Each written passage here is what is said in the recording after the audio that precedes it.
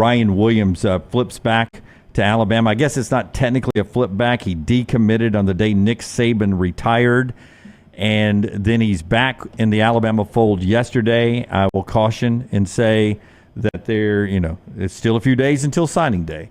And until this guy is at a practice, I would say, let's wait until you see the ink dried on the piece of paper. I would say him canceling his trip to Auburn, though, if you're an Alabama fan, you would probably have to feel about as secure about this as you have felt to date. Things can happen. What are we, the 25th today? He's not signing until the 9th. So, there's still some days that have to tick off the calendar, but it seems, Lance, what he has seen from this new staff, he is very much liked. Yeah, and I've heard outside of a signature, this is about as airtight as you can get on a commitment. Yeah. That is... But this guy has shown that he Hollywood's his nickname. He likes the drama. Doesn't mind to be part of the show. No. He's embraced the drama over the last year or so. But I'd be the worst recruit, man. I'm so indecisive on restaurants. Yeah. Oh, I know. I wouldn't know where to go. But if he were still visiting Auburn, like if he had not canceled that visit, even with the commitment, the recommitment to Alabama, I would think he would still be a little bit nervous. Like, who knows what's going to happen when he gets down there. That's right. And what he sees, what he thinks, what he's offered, all those things, right? The fact that he is no longer going to Auburn, if he does indeed abide by that statement, which he made last night, that he is shutting his recruiting down, you'd have to feel pretty secure at that point. And what this means now, he is the number 4 overall recruit. He is the 5-star wide receiver.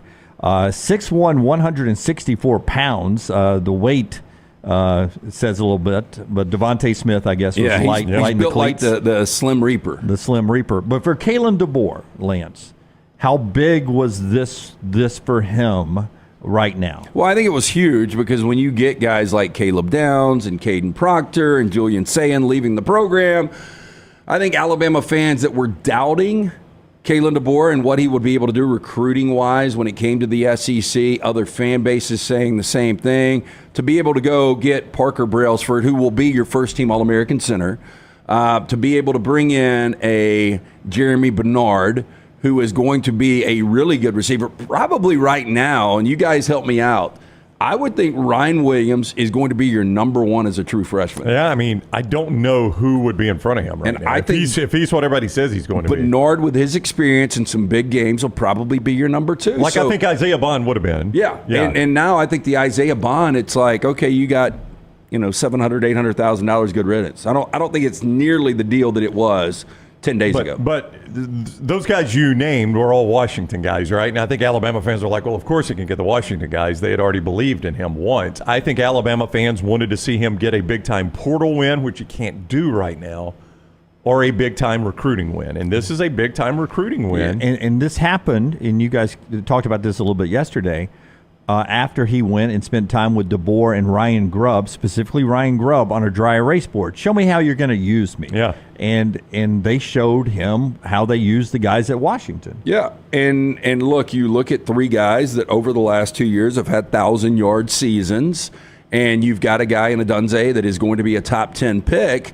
I don't really think it was a hard sell. And no disrespect to Auburn, but when is the last time Auburn's had a 1,000-yard receiver? I know it's a different offense with Hugh Freeze, right? But I'm selling that against them. I'm selling Julio Jones. I'm selling Amari Cooper. I'm selling Devontae Smith. But if I'm Freeze, I come back and I sell A.J. Brown and DK Metcalf and say those are the guys I coached Ole Miss. That's the type of receiver I'm going to have, because I agree Auburn does not have a great history of 1,000-yard receivers. I think Ronnie Daniels is still the last one.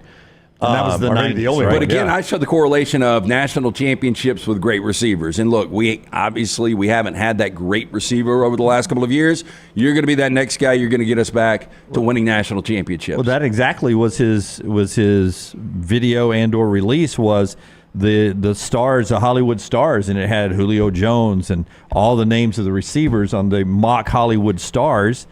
And then the last one was Next Man Up, and it was him sitting there. And that was his announcement, his unannouncement, a video that he shot when he was in Tuscaloosa, because the student section had the stars from that video, that picture, holding him up in the section last night. Look, I think every other fan base outside of Alabama was loving seeing Alabama getting picked apart. But look, this happens all the time. I got a text from a good buddy that was boarding a flight in Memphis, and they were on the tarmac.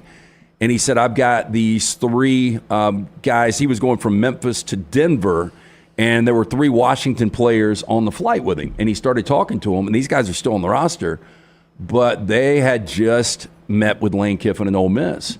And they were like, the money's too much. We're going to Ole Miss. Yeah. And so, these are Washington guys right now. So Washington is getting ravaged right now. They really are, and there's very little they do about it.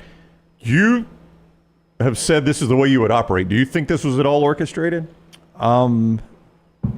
This is the way I would operate if I was A coach. the rival against my rivals. Yes, Yeah. I would operate this way. That's why I said yesterday that, don't buy into the Alabama recommitment for Ryan Williams. If I was Hugh Freeze, I'd be like, the 11th hour, you flip to me. You flip to me, No, and it makes it look like a bigger win. So you don't think this was orchestrated by Alabama? I don't think it was. I don't think it Or was. by Ryan Williams' camp? Or by I don't think it anybody? was. I don't think But you can roll that dice if you're this staff right now. I don't think it was, but I will tell you this. Doesn't it feel bigger right now than if he'd have just kept his commitment to Alabama? It does, because it says this guy was committed to Nick Saban, and anybody in the country would take him. And He's just honoring his commitment. He has seen no. I'm saying the way he did it, the way this went down, people would look at it and say, all right, well, this kid was just committed to Nick Saban. He decommitted within moments of Nick Saban's retirement being leaked. Right. And he's gotten a chance to talk to Ryan Grubb and talk to Kalen DeBoer, and buddy, does he like what he sees. It only took him 2 weeks or less than a week to recommit back to this And guy. I'm back in. And I'm back in. So if you did orchestrate it, if this were a big ruse, it would be a pretty good PR deal for Kalen DeBoer. I think you see it has been a good PR deal for Kalen DeBoer. It's much bigger now than when he originally committed with them. It seems like you got so much to worry about when Saban retires and you're hiring a coach that this would actually get worked out that way. It seems like Ryan Williams was never a commit back in the day. This is like a completely fresh win. To your point, he did not sign on National Signing Day, which opened up the belief he could go to Auburn, and then he decommitted his verbal on the Saban retirement day. Now he's back at Alabama, verbal, nothing official yet. Here's a couple of students pregame basketball last night as the news breaks on Ryan Williams. 2 questions here from 2 students, and they're simple questions, but listen to their reaction. Pretty level-headed reaction to these guys. Big news tonight. 5-star wide receiver Ryan Williams is back in Alabama's camp. Give me a reaction. I love it because it really shows that Kalen DeBoer can go out there and recruit and keep our recruits, and it's huge because the problem with us was tradition is going to stay here, but can we recruit? Can we recruit with a new coach that's not Nick Saban? And I think this proves that he can. I was wondering, though, when he decommitted on the day Saban retired, was there any hard feelings? Not at all. It's the smart thing to do when you're a kid at that stage of that caliber player. There's a lot of unknown in that situation, just getting his name in the portal, having his options open, but I'm so glad he came back. It feels so good to call him an Alabama football player. So do you think he'll stick with it this time all the way to signing day? I sure hope so. I think he's a big key part of what we're working on here, and Kalen DeBoer, so we're really excited. So confidence in this coaching staff that they can get it done? Huge. I mean, every single hire he makes, I love every single one of them, especially the one from South Alabama, the defense coordinator, because we want to keep the defense still going. But he brought almost his entire offensive staff from Washington, and that offense was elite, and I think he will bring that to here as well.